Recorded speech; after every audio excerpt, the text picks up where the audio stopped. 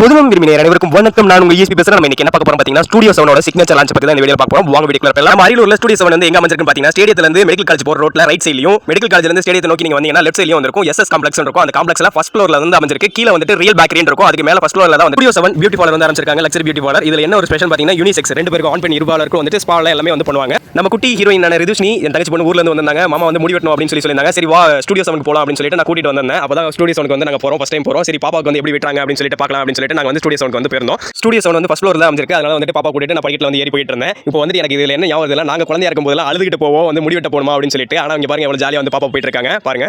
நானும் பாப்பாவும் ஸ்டுடியோ 7 குள்ள போனோனே அவங்க வந்து சிரிச்ச முகத்தோட எங்களை வரவேத்தாங்க. இப்போ பாருங்க நீங்க பார்க்கலாம். இப்போ நாங்க வந்து உள்ள என்ட்ரி ஆயிட்டோம்.